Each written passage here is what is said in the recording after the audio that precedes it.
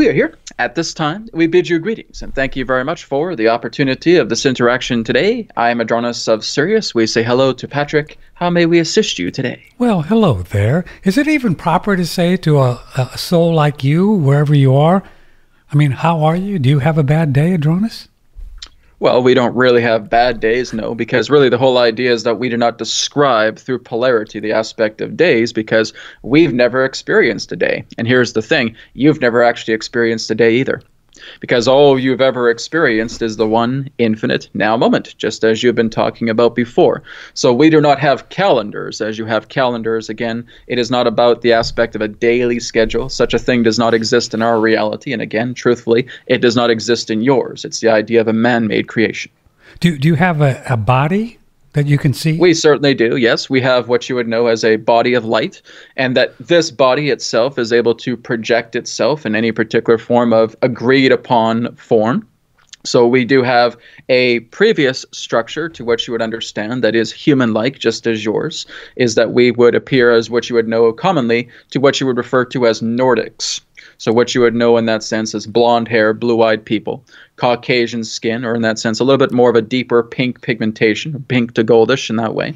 And that we, again, once existed upon a planet that once was the, shall we say, homestead of our race, but we now exist as a totality consciousness existing within the star of Sirius. And so therefore it's not just looking at a ball of light. To us it is another reality. To you it appears as a star. And what's your relationship to a soul like Patrick? Well, our relationship to all of you, not just Patrick, right, but to all of you in that sense is that you're extended family. He would say is that you share our genetics. Part of our genetic material is part of your race. And so when you're looking at Patrick in that sense, yes, it basically represents what you could consider to be an old friend. And so the whole idea here is that we connect to many of you and we feel a connection to your higher self. And again, we feel that friendship, that love, that family connection, not just through you, but through many. So there are those in that sense that connect to our energy and have a rapport with us. And that's because there is a notable karmic relationship between that person and ourselves. And the karmic relationship is what? Basically, we would say is that you volunteered to come here to assist, to work with the earth, to help out other people, to work together with healing agendas in that particular way, helping others in that sense to attain good health, being able to be a messenger for the people. There again has been lifetimes where you have done this previously, where you have been a spokesperson, where you have been in that sense involved with the church, where you have also in that sense been a helpful neighborhood preacher, you could say, and being able to visit family and basically help them with prayer, and being able to in that sense help them to lead healthy lives. So this is something that you have been doing for generations. Where is Sirius? Is it a physical, or is it on another astral plane? It is the brightest star within your night sky. We exist approximately 8 light years in your term of measurement from your own star. And so basically, as you would know as the dog star, would represent that of Sirius A, existing within the Canis Major constellation. There must be lots and lots of life in all the different, I mean, there's kabillions of solar systems, isn't there? Yes, you have no idea. I mean, wow. In that idea about how much life exists. It's teeming with life. The universe is filled with life. Even when you're looking at the microscopic realm, you're looking at life. So from the microcosm to the macrocosm, life is everywhere. It does not always have to be the two-legged, two-armed, one-head perspective. Life exists everywhere in all forms. It is all around you, on Earth and beyond it. It's been said throughout the eons here, Adronis, on planet Earth, that this is a kind of a special place because it is a perfect schoolroom for soul to kind of buffer off its rough edges. Do you see that as Earth being that kind of a place? Well, that's the idea of what Earth has volunteered herself to do, because in order for her to grow and to adapt, she needed to move into a density that was in alignment to actually bringing about humanity on her surface. So humanity in that sense is part of a graduation for herself. She's getting used to the idea of having humans on her planet that, again, were created from her own material. And of course, souls occupying these bodies from all over, from many different dimensions, many different other realities, different worlds, different star systems, different densities, coming here, putting on these suits, and therefore operating together as this unique species. Now, we have talked about humanity being one of the most advanced races there is, simply because of the genetics that you hold. You are basically what we would refer to as contrast surfers, or gods in training. And what that means is that humanity is the only race that is able to surf to the extremes of emotion and emotional contrast than any other particular race in existence. Really? That's how powerful you are. Really? So yes, humanity has the full rainbow spectrum of experience and expression at their disposal. So is it a fair statement in your experience, Adronis, that the souls listening to us right now, either live here this morning, January 3rd, or on a podcast, they might be, can we say, a little bit more aware or evolved than they think they are, and they've earned a place here on this special planet? We would say that all of you are more special than you believe you are. None of you are excluded from that idea.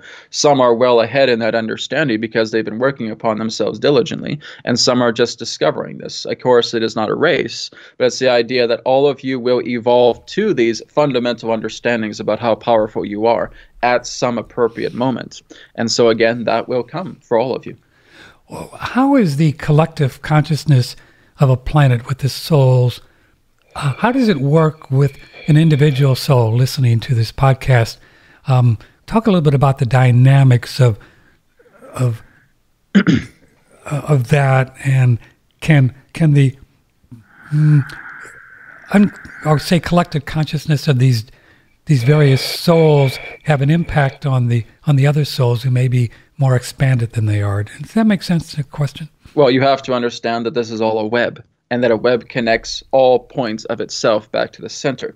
And so therefore the aspect of Earth herself is just a web that is connected to a microcosm of the macrocosm. Then again, humanity itself is part of the planetary web connected to the microcosm of the macrocosm. And of course, there's the animal kingdoms, the plant kingdoms, the mineral kingdoms, the elemental kingdoms, in that sense, the bacterial kingdoms, all part of this cosmic web that therefore connect together with each other.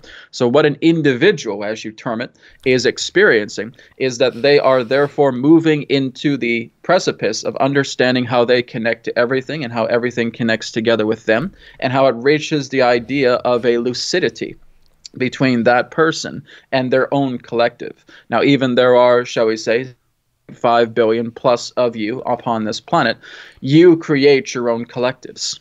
So the whole idea is that everything is vantage point. So when you are therefore creating your perspectives here in reality, you are bringing about your own unique facet of what you know the collective consciousness of Earth to be. So you see it in a certain way. Another person will see it in a certain way. None of you will ever have identical vantage points, because some of you, again, or shall we say all of you, are standing in many different platforms of reality, to looking at the Earth, at yourselves, at each other, at the universe from these unique vantage points. So the aspect in that sense of the actions of the one is like a gear that is turning, and again it is corresponding together with other gears. So it is all just one big gigantic machine, is that the gear that you are that starts to turn ever so slightly will start to maneuver together with other gears, and everything is just turning together, whether slowly or quickly, to the idea that each and every single one of you are placing thoughts. And as you're placing thoughts, these thoughts basically go into the garden bed of reality. As they go into the garden bed of reality, they start to work together and blossoming, prospering themselves, and Earth becomes the vibrational frequency of the thought forms, of the feeling energies that humanity itself creates, because humanity is a God race. That's its nature. So therefore, all other particular forms of life really bow to humanity on your planet, because humanity has the energy of God essence. This is why we call you gods in training. You are literally gods. So you spoke of the Earth as a she, and so the Earth would be considered a state of consciousness or soul itself? The Earth is a womb. That's really what she is. She's a womb of life.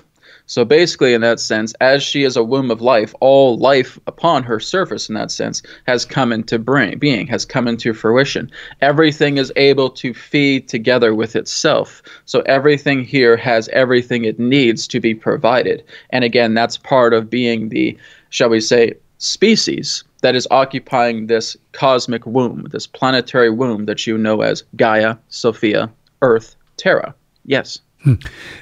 Do you think that humans are, in fact, affecting the weather in a way on Earth that it's warming, this thing called man-made global warming? Can you talk a little bit about... You're affecting the climate all the time. That's basically how this works, is that heavy emotional duress on a collective level is actually what generates hurricanes. It's what generates floods. It's what generates earthquakes. It's what generates volcanoes.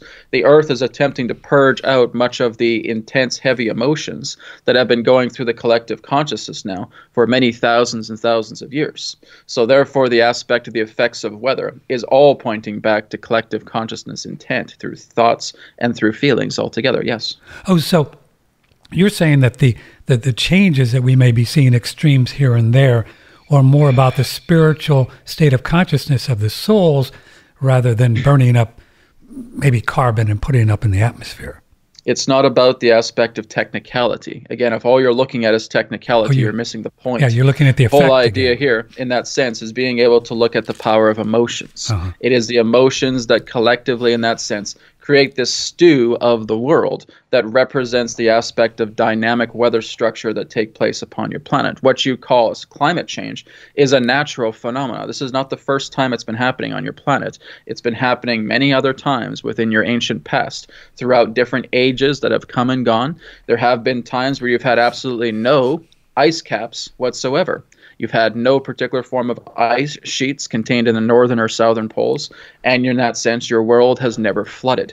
This is not, in that sense, a rare phenomenon. It is not new. What you are experiencing upon your planet has happened before many times. Generally on Earth, can you talk about the idea that we maybe create these challenges in our bodies, in our political systems, in our financial system? Do you see it so we can grow and leap over those challenges? Is that that's what you're doing. Is that what you're putting a hurdle in your way to see if you can jump over it. So it's like looking at your track and field. You put these hurdles and saying, well, I'm going to set the bar this high, and I'm going to see if I can leap over it. And the hurdles represent these particular systems, your financial systems, your political systems, your educational systems, etc. So all of these systems, in that sense, are hurdles to humanity, because humanity are the ones that put up these hurdles. Humanity are the ones that were able to put these certain people in power. It was all through quiet obedience. And so therefore you were so committed through the idea of you being programmed to think that somebody has to take care of you, that you let these people walk in and take advantage of all of you. So the whole idea in that sense is that humanity has placed themselves in this situation. Humanity is now realizing what they're creating. They realize they can now run around this track and field without any hurdles. So you're now going to work to take these hurdles down and therefore reapply your systems that represent inequality, a fairness, a connection together with all of you so that you can thrive and prosper. But is Earth, do you think, its dharma, if you will, to become a kind of a paradise in a sense? I mean, isn't it? It already is a paradise. It already is that. Right. It's been a paradise since its inception. The whole idea in that sense is humanity is looking to get along together with the Earth, because here's the thing about humanity. Humanity is not indigenous to this planet. The souls that occupy these bodies are travelers. You're a cosmic race. You don't even really belong on Earth. You're visitors. You're here for a temporary amount of time to help in the elevation of consciousness to bring the Earth from one density into another. You're helping to restore her so that she reaches a particular form of graduation. And once that graduation commences, you continue to work together with each other to therefore become a star-bound race. And you will therefore go to other planets and do the same thing there once you have matured. So do you think there's a limit of the amount of souls and bodies that can inhabit Earth? Well, that basically is the idea from your current population aspect, yes.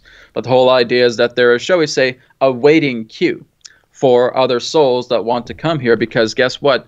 Earth is one of the most exciting places in all of the universe right now to come to, because there's nothing else like it, because of humanity that is upon this planet and how everything is associating together with humanity. So many beings are just looking from a observation window down at you and saying, these humans are extremely fascinating. We've never experienced a race like this before. It is very, very amazing how they voluntarily entangle themselves in a web, complain about it, because they're the ones that actually put them there in the first place, and then they're able to break free afterwards. This is fascinating. We never knew such a race like this could exist. Oh. So in that sense, it is very much the idea that you are being teachers unconsciously to many other races that are observing you, so that they now know what not to do by observing humanity. Mm-hmm. Yeah. Yeah. If you have an email question for Adronis of the Star Sirius, you can email in patrick@oneradionetwork.com. Here is an email question for you, Adronis, from Patricia. How can I access or realize the spiritual issue causing this painful disease I have been manifesting for the past 7 years? I don't know how much more I can physically tolerate and make it so hard to focus on spiritual aspects of my disease. All right. Well, again, it all depends upon the disease in question. But when you're looking at a disease in that sense, a disease doesn't just spring up. It's not just going to all of a sudden pop into your body. This is something that has been built up for many, many years. So the aspect of a disease to get this severe has taken years of growth to actually happen. So in that sense, depending upon the disease that you're referring to, it is something that has been bred through the idea of bodily neglect. The whole idea is that when you're evolving yourself spiritually, everything is spirit. So, therefore, you're taking care of everything that you are, and that includes the body. You're working with your body. So what that means is that you're eating healthy. Again, as we stated, you can look into the aspect of exercise. You can look into the idea of taking healthy vitamins. Mm-hmm. We even recommend a book as well, too, that has been well received, and that is referring to that of the Medical Medium book. And you can also look into that, for the aspect of information in there was channeled through spirit. So that would be something that you could look towards. But the whole idea really is being able to take care of your body, is to clean out the organs, is to work together with your nervous system, your glandular system, your lymphatic systems, clearing out all the gunk, eating as organically as you can, and taking care of the body, making it shine in that way. When you're working together with your spiritual nature, you have to be aware of your karma, because here's the thing. Many of you aren't even aware of the karma that you carry, because basically in that sense you have contained yourself in so much stress and so much distraction and so much tension, you don't actually realize the aspect of the karma that you carry within yourselves. And that the aspect of this disease has to do with a very low self-esteem of oneself, where they don't see themselves in value. They're too distracted in being able to feel all these hardships that they place upon themselves by looking at others. And by putting so much energy of distress upon themselves, the body becomes a state of overreacting. And through this overreaction comes the aspect of stagnation. Through this stagnation comes through the aspect of atrophy. So we would suggest to Patricia, work on your liver. Clear your liver as best as you can. And the more that you're able to detoxify your liver, the more that your body is able to function more properly and combat these particular viruses. And spiritually, in that sense, it's all telling you, pay attention to yourself, spend more time within yourself, spend more time in nature, connect with yourself, connect with the divinity, the heart within yourself. Because again, it is this very neglect and state of rejection that has actually prevented yourself from expanding further. So this is what needs to be paid attention to.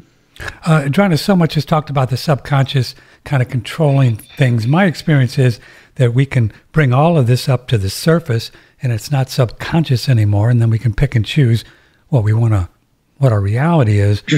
Can you give some ideas to our listeners on how they can uncover some of the, maybe the unconscious stuff that is running things for them that they don't know about? Well, here's the idea. The unconscious is a choice. Mm-hmm. It's not the idea of something that is beyond your reach. The whole idea is that, here's the thing also, the conscious self really is, in this way, the best way we could say, dumb. And so when you actually start to get past your conscious self and you actually start to move more into what you term as or the unconscious, you're making the known unknown known. So basically, the whole idea is that you're putting all of your aspect of decision forward.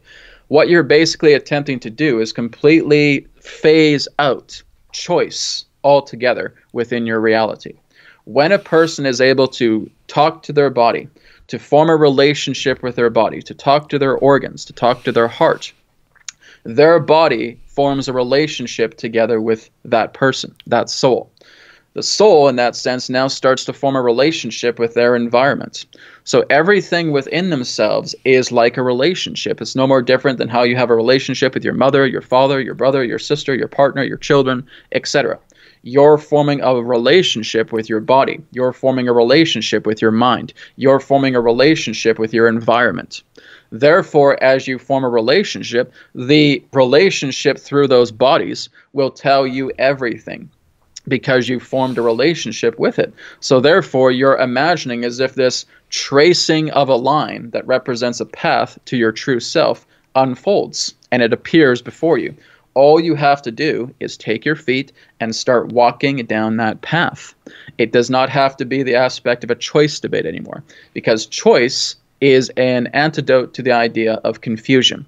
So when a person is confused, they feel that they have to make choice as a means of remedying it. But that doesn't mean that the choice is always going to lead to the quote-unquote right answer for them. In fact, they may bump into a wall or two while they decide to make that choice, because what they're doing is they're functioning together in a state of randomness. Many of you make choices based upon the idea of, shall we say, split-second decisions, or the feeling of haste, or the feeling of fear, or again, the feeling of ego. And so this is why you're bumping into walls. When you form a relationship with the body, which means that through love, through compassion, you're connecting with your body. You're going inside and you're feeling what it's like to be every one of your organs. You're feeling what it's like to be your cellular system. You're feeling what it's like to be your thoughts, just to be one single thought, being able to become your mind. And so now you're forming symbiotic relationship with everything that your bodies are telling you about yourself. Now you can communicate with them, and they therefore blaze a trail for you. You start walking this trail, and now you start following a path that's completely pure to yourself, because you have allied to decision instead of choice. Rather than saying, here's point A, B, C, D, E, F, which one do I choose? Well, that again represents a state of randomness. That's not going to get you anywhere. When you start forming relationship, harmony with the self, listening to your body, listening to your heart, it tells you just go forward, then turn right, and you'll go into a powerful experience that will help you to understand more about yourself. Trust that decision, stop debating it, and start walking that direction and seeing exactly what unfolds. Steve is in Seattle listening to Adronis on January 3rd, 2019. Patrick talks to us often about that we are soul, we do not have a soul, and the idea that soul creates the body. On One Radio Network, he does these different shows. I wonder, Adronis, how do I know the difference between who I am as soul and who I am as the ego? Good question. Everything that you have termed, therefore, exists. If it was not meant to exist, you would not have a term for it. So everything that you put a term for, whether it be soul, whether it be mind, whether it be spirit, whether it be essence, it all exists. It doesn't matter if you feel it doesn't. So as long as you have a term for it, the term exists. Now, really, when we're looking at the aspect of the soul is indeed an impermanent thing. It is indeed a technology. It is the idea of condensed consciousness that functions together within this universe, that in that sense manages the aspect of incarnation. And therefore, you have what's known as an oversoul. And an oversoul in that way represents a beehive. It is the idea of the collective of many different lifetimes all together, like a honeycomb, where you're seeing all of these different lifetimes together through these cells existing within the oversoul. The oversoul would be what you would know as the parent soul. And the parent soul spawns the children's souls, and they therefore go to other dimensions, other realities, other planets, incarnate in this way. And everything that they experience through the aspect of what you term as memory returns back to the oversoul like a database. And so therefore the oversoul is capturing all of this information as it relates to the experiences of lifetimes, that therefore in that sense relay itself back instantaneously back to the source, so that God has a way of understanding itself. Choicey, that's an interesting name, writes in, I have tried many religious practices, some spiritual practices over this lifetime. How can I meet a perfect teacher? Is there such a thing? There's no such thing other than the teacher of yourself. Stop thinking of techniques and practices to liberate you. That is a distraction. That's putting the cart before the horse. You don't need a teacher. You don't need the idea of some type of magic technique that's going to magically make you ascend. It doesn't work that way. It is substance before technique. So the more that you're putting your substance of feeling your heart, you will meet other guides, you will meet other people in that sense that are helping you along the way. But you're the greatest teacher. You need to learn how to speak your own language. Basically, in that sense, many of you come to this planet completely struck with amnesia, and you have absolutely no idea who you are. But the whole idea is that all of those effects are reversible when you start to work with yourself, when you start to understand who you are, when you start to speak your own language. So when you start to speak your own language, it's not about having to adopt techniques. This is mechanical thinking. You're thinking like a machine. Don't do that. That would be our recommendation, is start to work with your heart. Human beings, as we've stated, are gods in training. It's not about all of these mechanical processes. This is the whole idea, is that so many of you have been put in this trance state to feel that you need to act like robots. And that's what's holding you back. You're not robots. You're not machines. You are spirit. Spirit is pure essence. It is the feeling of pure love, pure compassion, pure creation. That's what you are. That's what you need to start tuning into. If you're thinking of spirituality in such a mechanical sense, you will get absolutely nowhere. And we're being very, very direct with this. The whole key here in that sense is being able to tap into your heart, to feel things, to feel out exactly who you feel you are by looking into all the things that you're not. So when you look at all the things that you're not, realize I'm not this, now you're starting to transform your perspective. You're starting to bring your heart into it, because now you're eradicating all of the gunk out of your life, and all that remains is your pure and total essence of feeling. So it is the feelings that is going to allow you to evolve. It is not the idea of technical, robotic mechanics of techniques. That if you only focus on that, that's what's going to advance you. Nonsense. That is not what's going to advance you. Your heart, your feelings, your substance of yourself will therefore attract appropriate methods that you can create, because the substance is leading the way, not the technique. Adronis, as you probably know, in the beginning of 2019 here, planet Earth is going through an incredible time where lots of divisions, politically, economically, socially, lots of programming going on with the media to program folks, and lots of challenges in the way of, different chemicals, chemtrails, glyphosates, and those kinds of things. Is that part and parcel of this whole evolution that souls are going through? Patrick, that's been happening for decades. You're only now just starting to become conscientious that this is actually happening. That's what's allowed chaos in that sense to reign supreme upon your planet right now, is because humans are becoming aware of many things that have been kept under your noses for many decades.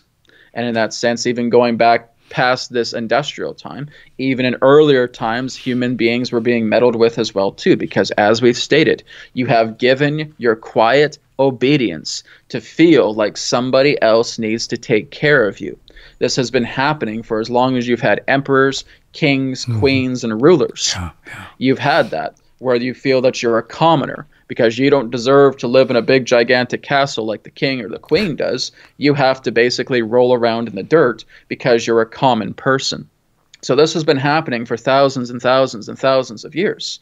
You're only now just starting to become much more aware about how the times have changed, because it really is just the same programming. It's just on a deeper technological, political, sociological level that you're noticing right now. And it's actually through much of the birth of your internet that has actually allowed much of this information to come out, and therefore change the collective consciousness's direction as it relates to waking yourselves up developing yourselves as spiritual beings, no longer choosing the aspects of these slave-based programs that you are now advancing past, and starting to take care of yourself and develop organic methods through substance to evolve yourselves into these higher beings of consciousness. That's where you're going. The aspect of chaos is all the product of change based upon yourselves waking up to this knowledge so that you are therefore coming together and being able to change it.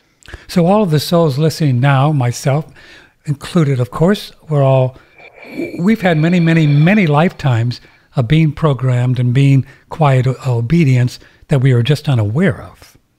Correct. Yeah. That's the whole idea. It's That's been kept under your nose because, again, many of you have just been felt that, again, you're commoners, that you're peasants, right, and that you're not supposed to feel like you get to know all this stuff because you just have to roll around in the dirt and raise your children and feel like you're starving and suffering, etc. You have done this. It's all been based upon your quiet obedience because here's the thing. Human beings are very influential beings. They're very fragile, which means that through programs like this, it's no more different than inducing yourself in a state of trance. That you're basically being induced in a state of trance to feel like you have no power, you have no value, let the government run your life, let the higher authorities run your life, because nothing of what you say matters. And you've bought into the trance-inducing programs, hook, line, and sinker. Now you're starting to break out of those programs. You're realizing that this whole reality has been a large control agenda. People have, in that sense, infiltrated the womb of the earth and started to create these artificial programs as a means of control, to forge empires, to see the world as a resource, to see humanity as a resource, to see all life upon this planet as a resource, to fuel a corporation. And so what you're looking to do is take down those infrastructures and bring the organic energy of the earth as a womb back into her natural state where you're cooperating as her children and not in the idea of a resource. It appears that as more souls evolve on planet Earth, that the lower forces, if you will, the people that would like to control and program and whatever have been around, they seem to be stepping up their game as well. Is that the normal balance of yin and yang? Because the whole idea is that these particular leaders, in that sense, were chosen by other beings. So the idea of your higher-ups, in that sense, are all part, in that sense, of an entourage that has actually, in that sense, made contact with other extraterrestrial beings that are very much in the alignment of dominance. You would understand these beings to be the Draco. And so the whole idea in that sense is that much of the oligarchs that you understand, your deep state in that sense, is all part of a higher up system that was created by beings that don't even exist on your planet. It is an extraterrestrial agenda that has come upon this planet in that sense, and that there have been appointed people upon your planet to what you would refer to as the bloodline families that have actually been the ones that they have felt to be the chosen ones of what they consider to be their God. And so the aspect of these extraterrestrial beings and beings existing in different dimensions are considered to be the gods that these beings feel that they have been chosen by to operate this empire, to feel like they can have their time in the sun. And then it could be said, I think it could be argued that they're playing their perfect role because without them, of course, we wouldn't have the dance that's going on. That's right. This is all in a way helping yourselves to evolve so that you are again looking into everything that you're not so that you can evolve yourself into the person that you want to be. That's the whole idea of this entire operation. This operation is indeed a grand university. You come here to be a part of this particular system and you learn from the inside how to break it down, so that you can therefore live on an organic level. So again, they are showing you everything that you know you do not want to be, so that you can therefore make the decision to operate to the type of person that you wish to become, because you've seen your darkness, and now you're catapulting yourself in the light because you've chosen not to follow the darkness anymore. So it's fair to say part of their agenda is to trick souls into fighting them, which is a worthless endeavor. Of course. Yeah. Yes, that's the whole idea, is that they feel that you want to fight fire with fire, right, but that will get you nowhere. Their resources are too large for that to happen. Here's an email from Rich. He's on the East Coast for Adronis. What could be a solution regarding like glyphosates and parasites and chemtrails and EMFs, things that we're challenged with on planet Earth? Well, much of it in that sense is being able to surround yourself with as much nature as possible. So, in that sense, bringing as much nature or nature based frequencies into your space and into yourselves as much as you can. Because the more that you're actually bringing the healing power of nature on into yourselves, the more that your body actually boosts as it relates to immune system, as it relates to neurofunction, as it relates to all the appropriate processes that are therefore piggybacking off these frequencies relating to earth natural vibrational resonance. So the more that you're putting plants into your space, the more that you're utilizing crystals, the more that you're meditating in nature, the more that you're walking in nature in that way. This is, again, the common remedy. Now, many of you are, again, inventing technologically the aspect of minerals, of nutrients, of vitamins, and again, other particular forms of organic material that you can utilize to bring about in a healthier level. But the whole idea in that sense is that everything you've really just talked about is frequency, is the aspect of, in that sense, vibrational bombardment. And again, that's what these chemicals and that's what all of these particular forms of artificial means are doing, is they all resonate on a specific frequency. When you actually create a space within yourself and within your environment that mimics the idea of nature's frequencies and nature's health, that is the idea of the remedy to these effects. It appears that our state of consciousness is what our body is, what our body represents. So it seems to me that we can change our state of consciousness and protect ourselves from all of this stuff, the idea of epigenetics and all the rest of it. Of course, that's the whole idea. You're learning about these things, again, as we stated, that has been around your planet for quite some time. And now you're learning how to, in that sense, move past, transcend that idea so you're not being affected by the ill effects. But it's also the idea of educating and informing people as well, too. It's educating people about chemtrails. Yeah. It's talking to people in large groups. And the more that all of you come together to take a stand against these things and saying we are no longer wanting to have chemtrails in our sky, and now you have millions of yourselves that are making that noise, they're going to stop. Because the overwhelming power of your emotions to stop that particular type of thing is no longer going to be a viable aspect in you experiencing this in your reality. Because you're choosing through the aspect of informed information that you're now starting to take this together and saying, whoever is responsible, you're going to stop, because we will come by the millions and the many, many millions if we have to, until this all stops. The more that you come together as united people, all of this will change, and very, very quickly. We're talking with Adronis from Sirius. A few more minutes. We'll keep him here. January 3rd, 2019. If you want to get involved with an email, patrick@oneradionetwork.com. Steve writes in for Adronis, a healthy functioning brain is key in order to expand and evolve our consciousness with other lives in the universe, but many struggle with dementia, schizophrenia, and other neurological impairments. Can Adronis suggest practical strategies that may have been overlooked to resolve these conditions? It's not just a healthy functioning brain. It's a healthy functioning body. Yeah. It's a healthy functioning bodies. So again, you're not just looking at the brain. Many of you feel that the brain is your, in that sense, corporeal aspect of what you feel that this must be it, and this is the epicenter. No, it's not. You have 3 brains inside the body. First brain is actually located inside your intestines. Second brain is located inside your heart. Third brain is inside your head. Those are 3 brains. But your entire body is important. If all of you do is focusing on a brain, then all you'd be as a body is a floating brain in the sky. That's not what you are. You're an entire unit. So as we have already stated to you, the more that you're bringing in more of the natural frequencies, organic frequencies into your life by mimicking nature, working with nature, eating what nature herself provides to you, that's what's allowing the aspect of complete and total decalcification. Whether you have plaque within yourself, whether you have all of these particular forms of toxins and debris, nature has invented all of these particular forms of nutritious food for yourself and nutritious acts of components that you can therefore blend, that your science has already discovered, to place this within your body. All right, so again, your own fruits and your own vegetables, once they are organically grown and you're harvesting them fresh from the earth, is one of the best remedies you can actually have. You're eating healthy vegetables. You're eating healthy fruits. You're eating all of this appropriate food grown completely from the earth that's not being tampered with in any particular way. And that's the very healing that your body requires. All of the nutrition within those vegetables, within those fruits, have everything that's necessary to completely reset your body. The idea in that sense of not overeating so much is also a very important case. In fact, we would really suggest that you just have 2 meals per day, one in the early morning and one close to the evening, a couple of hours before you go to bed. And that's all you really need to do. You could also look into the idea of what you would know in that sense as particular types of fasting or intermittent fasting in that particular way. That too is also appropriate, but less eating in that way, less proportions.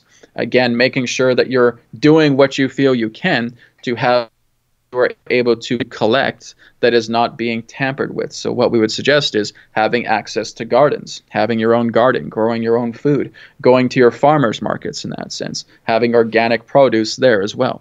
So what you're doing is having as much of the raw material relating to fruits and vegetables, that which is grown from your earth, appropriately putting that into your body. That again is working with the natural rhythm, the natural vibration of your nature. Again, putting plants within your space, meditating, working with crystals, creating things like as organite. This too works as well.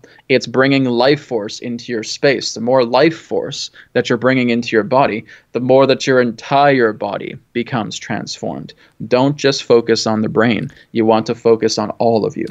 Is it fair to say, though, and the brain too in the head would be more hardware, more of the hardware, and the mind more software, and we can change the brain by changing our state of consciousness? Correct. You got it. The whole idea is that your entire body is the hardware component. It is the interface that you have come forward with to understand this reality, to experience reality in this way.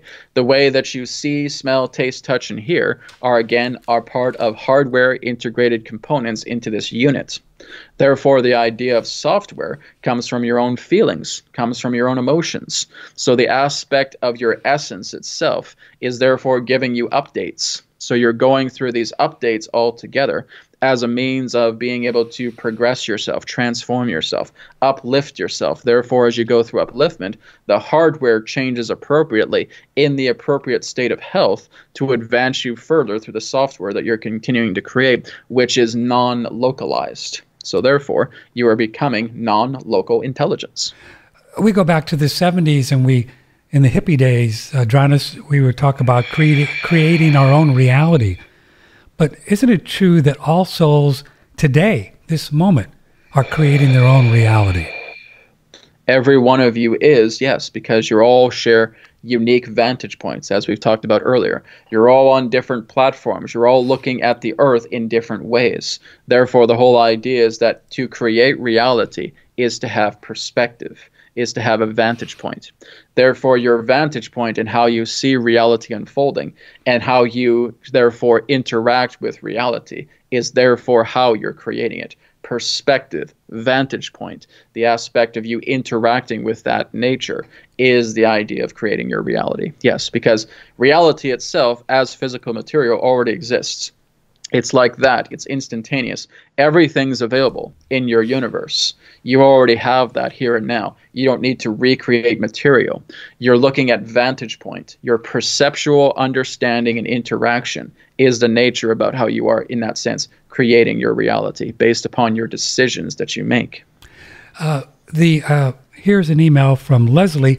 The pineal gland has been talked about on Patrick's show. Some people say calcification and all of this. If soul is other than physical, the pineal gland being physical, why would it even affect, or does it affect, our spiritual growth? Because it is a portal. It is a gateway. It is, in that sense, a stargate. It's a technology that exists within yourself to connect into these higher dimensional realms. So it is an organic technology as an anchor point that's helping you to connect with this. Because you're operating within a body, this is a vessel. This is the idea, and here's the nature.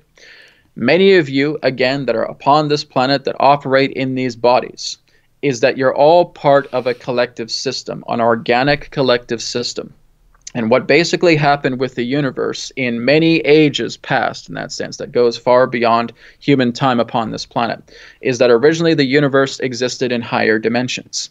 And these higher dimensions, in that sense, really did not have form to which you would understand. And the beings that came into this universe, in that sense, there was a female universe originally. A male universe entered later on and introduced to you, in that sense, the male chromosome. And so the whole idea is that two universes came together. They merged. And so the whole idea of these two universes that came together, other souls would occupy this collective universe that was bonded together through the masculine and feminine. However, here's the thing. This universe is a slight bit more feminine than masculine. And what that means is that this universe is slightly biased towards love more than it is towards, in that sense, a balanced equation. So you could look at it as 50.1% of the universe collectively is a little bit more biased towards love, because part of it is a little bit more feminine than masculine. So therefore, all of these souls would occupy these dimensions, these higher dimensions. But the whole idea is that there was really no connectivity. There was no order to allowing this universe to continue to prosper. And so the idea was to create lower densities to come into these physical planes so that beings could incarnate into physical matter, into physical bodies, and interact in this particular way so that there could be some particular type of unification, some type of order that was being established because of its solidity. As these particular forms of beings matured within the physical reality, this is like a Kundalini effect. So it therefore helps to move you up the dimensions as you come together into natural order. So the lower densities were actually here to create order within the universe and encourage the state of unification between the souls that occupy these realities. That's why lower density was created. It's the base chakra, as you would say, of your reality. Then, of course, moving up into the navel chakra, the solar plexus chakra, the heart, the throat, the third eye, the crown, all of these particular aspects of chakra centers, you would say, correlate to the appropriate densities, dimensions that exist within this reality, where you're starting from the bottom up, and that is helping to purify and complete this universe so another universe can be spawned through that completion. John writes in for Adronis. Does Adronis have any ideas to help promote people out of addictions, like eating, drinking, excessive cell phone usage, excessive hoarding of resources, etc.? Well, the whole idea is that this is all part of a phase. They're going through that because they're attempting to compensate the idea of not being able to understand who they are. They feel that they are so depressed, that they are so overwhelmed by heavy emotions, that they feel that they need to compensate that and fill the void by, in that sense, yes, obsessive cell phone usage, obsessive eating, in that sense, all of these particular forms of distractions to try and fulfill a bottomless pit. So really what we would suggest to all of you, offer compassion. Let them know they're valued. Let them know in that sense that what they are able to share is important. When a person feels valued and they feel like they have something that they can share and it's well received, they'll stop these addictions. Because in that sense, they are in that realization that what they say now is actually getting attention. Because many of these particular people are crying out for attention and they don't feel like they're getting the attention. They feel like they have no value whatsoever. And so they'll go into these deeper states to where they feel like they have to consume and consume and consume and overuse and overuse and overuse because they don't feel valuable. They don't feel that they are being accepted. There are three traumas within man: rejection, abandonment, abuse. That's it. Every particular form of heavy emotion, as you say, is basically linked back to those three traumas. Those three traumas are linked back to one thing: lack. So therefore, everything that represents lack in that sense is what's going to create these particular types of behaviors. So the more that you're actually working on the opposite, rather than rejection, they're being accepted. Rather than abandonment, they're feeling together. Rather than abuse, they're going through healing. So the more that you're able to start working together in that front, the more that this is assisting people, that they will naturally drop away the addictions. You can't force them out of the addictions. They have to choose no longer to have them because now they're seeing value through themselves. Adronis, why on God's green earth would we as souls create these bodies where emotions and thoughts are actually in the body at the moment that we are experiencing them. It seems like a kind of a little trickster there. Well, the whole idea of the emotions within the body in that sense is that this is all part of the reactions about how your body operates. Your body in that sense is an emotionally conductive device. So in that sense, it is a conductor for the aspect of emotions and for the aspect of feelings, and therefore being a thought transmitter as well too. You're walking antennas. That's how you're created. And you're created in that way because everything that represents this body is the appropriate vessel that is needed energetically to allow yourselves to come together, unite, and evolve, as well as work to create within your own space, to express yourselves in this way of understanding the physical nature that each of you hold together as prosperous beings. So really, when you look into the idea of working with the body fully, you're seeing great prosperity, and many of you haven't even got to that point yet. Really, basically, we would say that at most, many of you are operating commonly at about 5% your own body's potential. 5%? Yes. Well, Adronis, on average. Thank you so much for spending some time with us. It's always enlightening, and we appreciate you being here with us. And if you would return us to Brad, we'll kind of wrap this up and give him a plug for his work, too. We thank you very much for this interaction. We will now return to the conduit. We'll speak to you again, as now is forever, all is one, and love is essence. Goodbye for now. May the blessings be. January 3rd, 2019, with Brad Johnson. Well, Mr. Brad, that was fun. Thanks a lot. It was. It really was. Thank you so much, Patrick, for having me on, and thanks everybody for your questions as well. So that's a conference with Adronis. So again, you can do private sessions on my website as well too. So I'm basically doing them part-time. I'm working on the Awoken TV right now as well too. That's great. But Tuesdays, Wednesdays, and Thursdays I do my sessions. So I am still available for that. Okay, so that's newerearthteachings.com. Newer Earth Teachings. New Earth Teachings, NEWEARTHTEACHINGS.com. NewerEarthTeachings.com. NewerEarthTeachings.com. So you got a busy year ahead. Awoken TV, is that the name of it? Awoken TV? Awoken TV, yep, absolutely. That's, again, is the kind of spiritual Netflix that's in development right now. That's great. So we're going to be looking for lots of teachers online, and it's actually, there's a good revenue share with Netflix as well too. Oh, sorry, with Netflix, with Awoken TV as well, because we're basically offering 50% of our net profit that we get through memberships to go back to our teachers. So the teachers are really going to have some great receptivity, great audience, and of course they're going to get paid for it. The more that we all just work together and bring as many people onto this platform as well. This is going to be launching in March. I just finished, or I'm just still continuing an Indiegogo campaign, but we've reached our goal. But again, you can find out more about that. You can add me on Facebook as well too. You can go to facebook.com/awokentv, and you can also go to facebook.com/New Earth Teachings. I have, again, the Facebook page for that. And again, newearthteachings.com as the hub for both of those. And Brad, you're spelling that AWOKENTV.com? Not .com, just facebook.com/awokentv. Oh. The website will be built in March. Oh, cool. So we're just using our Facebook page right now as our website. Cool. Well, Brad, you're a nice fellow. We appreciate your ongoing work, and thanks for being here when we call upon you.